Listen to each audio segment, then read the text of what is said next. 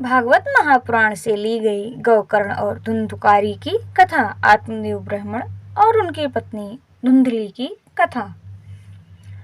तुंगभद्रा नदी के किनारे एक गांव था। वहां आत्मदेव नामक ब्राह्मण अपनी पत्नी धुंधली के साथ रहता था।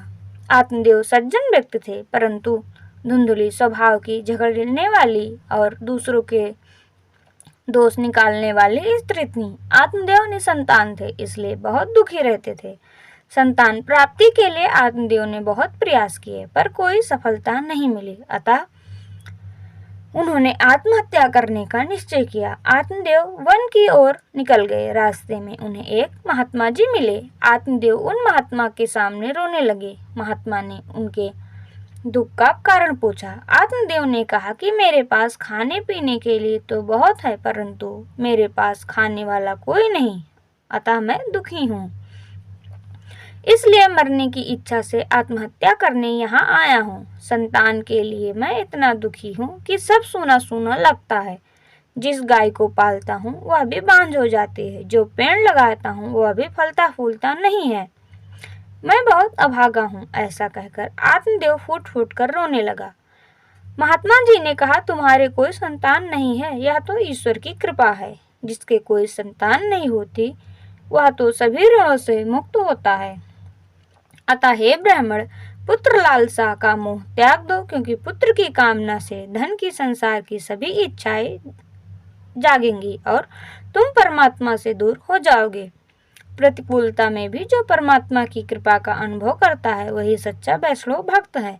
उसी की सद्गति होती है। आत्मदेव ने कहा, आपके उपदेशों से मेरी मुक्ति नहीं होगी। मुक्ति के लिए तो पुत्र ही चाहिए। महात्मा जी मुस्कुराए और बोले, शास्त्रों में लिखा है कि पुत्र से मुक्ति नहीं है। जो मनुष्य परमात्मा के लिए जीता है और तन मन धन से परमात्मा के पूर्ण समर्पित है वही मुक्त है। आत्मदेव ब्राह्मण दुखी होकर बोले, मेरे मरने के बाद मेरा श्राद्ध और पिंडदान नहीं होगा तो मैं अनेक योनियों में भटकता रहूंगा। अतः कृपा करके आप मुझे संतान प्राप्ति का उपाय बताएं। महात्मा जी बोले, यह शरीर ही पिंड है, उसे परमात्मा को अर्पित कर देना ही पिंडदान है। श्राद्ध करने से पितर प्रसन्न होते हैं, पर मुक्ति संभव नहीं है। मुक्ति के लिए तो एक ही सत्कर्म, स्वयं अपने द्वारा ही अपनी आत्मा का संसार समुद्र से उद्धार करें। ईश्वर के लिए जो जीता है उसे अवश्य मुक्ति मिलती है।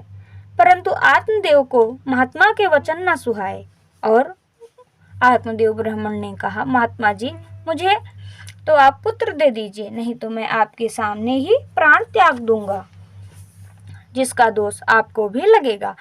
आत्मदेव के हठ एवं दुराग्रह को देखकर महात्मा जी ने उसे एक फल देते हुए कहा, इसे तुम अपनी पत्नी को खिला देना, इससे उनके एक पुत्र होगा।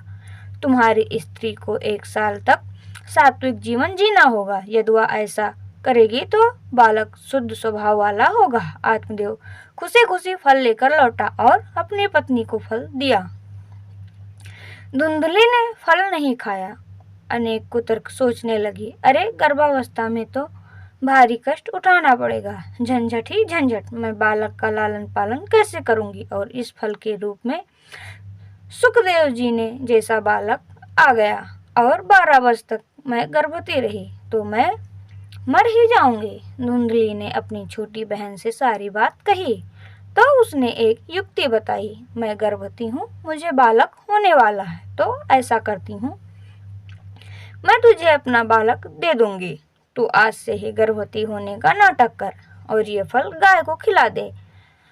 महात्मा जी का भी पता चलेगा कि कितनी शक्ति है उनमें। समय बीतने पर धुंधली अपनी बहन का पुत्र ले आई और पति को बोला कि मुझे बेटा हुआ है। बड़ा भारी उत्सव मनाया गया। नामकरण संस्कार हुआ। स्वयं का नाम आत्मदेव तथा उसके बेटे का नाम ब्रह्मदेव रखने का सोचा, पर धुंधली फिर झगड़ गई। बेटा मेरा है तो नाम आप कैसे रखेंगे? आत्मदेव बोले, भाई तू ही रख ले।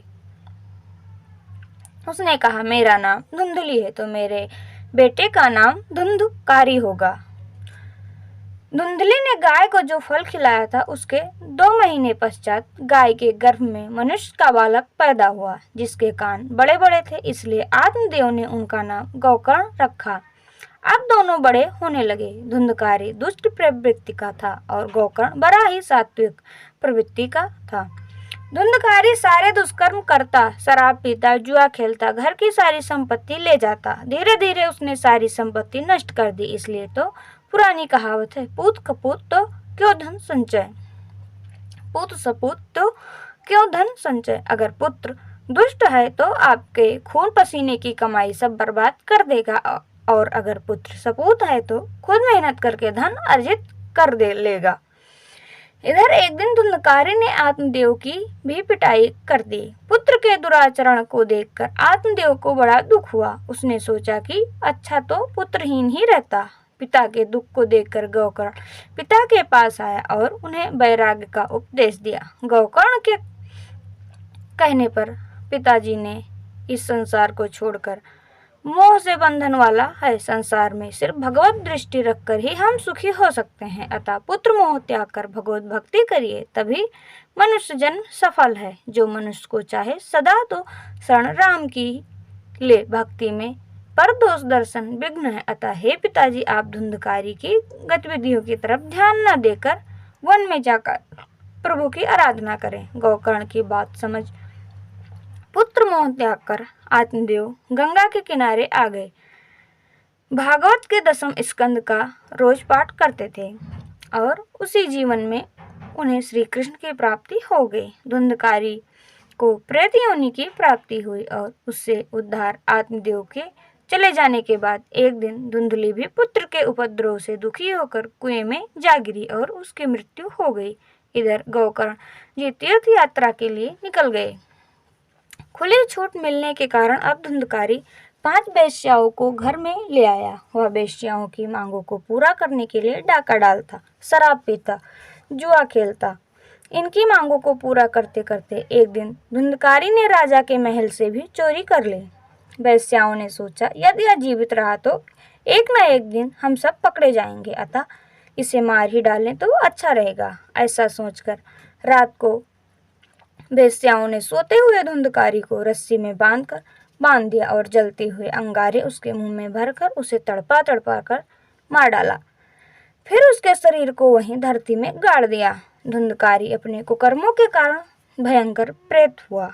जो पाप करता है उसे प्रेत बनना पड़ता है। गोकर्ण ने गया में जाकर भाई का श्राद्ध किया, पर उसका उद्धार नहीं हुआ। अब धुंधकारी अनेक रूप बनाकर गोकर्ण को डराने लगा। गोकर्ण इतने गायत्री मंत्र का जाप करते थे कि वह उनके पास नहीं आ सकता था। प्रेत योनि तामस योनि है। जो सात्विक मंत्रों का जाप करता है, प्रेत उसके पास नहीं आ सकते।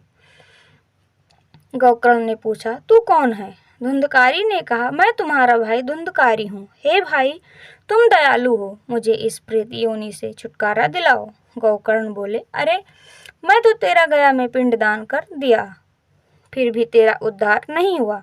धुंधकारी बोला, मैंने जितने दुष्कर्म किए हैं, गया के पिंड से मेरा उद्धार होने वाला नहीं है, और कोई उपाय सोचो। गोकर्ण ने सभी विद्वानों को बुलाकर पूछा, कोई उपाय नहीं निकला। अब गोकर्ण ने सूर्यदेव को नमन किया और कहा, आप सब के कर्मों के साक्षी हैं। हम प्रायः कहते हैं और कोई नहीं देख रहा, पर भगवान तो देख ही रहे हैं, क्योंकि सूर्य और चंद्रमा भगवान के 2 नेत्र हैं। आप किसी से भी कोई चोरी बचा सकते हैं, पर सूर्य और चंद्रमा से नहीं बचा सकते। भगवान के यहाँ गवाही देते हैं आपके कर्मों की। तो सूर्यदेव के से गोकर्ण ने पूछा, आप इसके कर्मों के साक्षी हैं, आप ही बतलाइए इसका उद्धार कैसे होगा। सूर्यदेव ने कहा, इसको भागवत सप्ताह सुनाओ, तभी इसकी मुक्ति संभव है, और दूसरा कोई उपाय नहीं है। धुंधकारी ने मुक्त गोकर्ण ने भागवत सप्ताह का आयोजन किया। प्रेत तो हवा के रूप में होता है। धुंधकारी सोचने लगा, कहाँ बैठूं? वहां एक 7-8 गांठ बसा रखा, उसमें छिपाकर वो बैठ गया। बहुत से लोग भागवत में 7-8 का बांस लगाते हैं। यदि संदेह है कि परिवार का कोई सदस्य प्रेत बन गया है तो अवश्य लगाना चाहिए। पहले दिन की कथा में पहली ग्रंथि का भेदन हो गया, दूसरे में दूसरी गांठ का। इस तरह 7 दिनों में सातों गांठ का भेदन करते हुए धुंधकारी दिव्य रूप धारण करके भगवान के पार्षद के रूप में प्रकट हो गया। धुंधकारी को लेने भगवान का विमान आया। इस कथा के अंतिम चरण में महत्वपूर्ण बात यह है कि भगवत कथा तो बहुत से लोगों ने सुनी, परंतु सिर्फ धुंधकारी को ही लेने भगवान का विमान क्यों आया? तो इसका उत्तर है, सबने कथा सांसारिक सुखों को प्राप्त करने के लिए सुनी और धुंधकारी ने पूरी श्रद्धा, प्रेम और विश्वास के साथ भगवत धाम जाने के लिए सुनी, इसलिए उसे लेने विमान आया। सांसारिक आनंद से ऊपर है भगवद आनंद। संतों की बात पर विश्वास करके हमें भी पूरी श्रद्धा प्रेम से कथा सुननी चाहिए, जिससे हमारा भी भगवान से प्रेम हो जाए और नित्य आनंद की प्राप्ति हो जाए। श्री भगवत महापुराण की जय। जय जय श्री राधे गोपाल।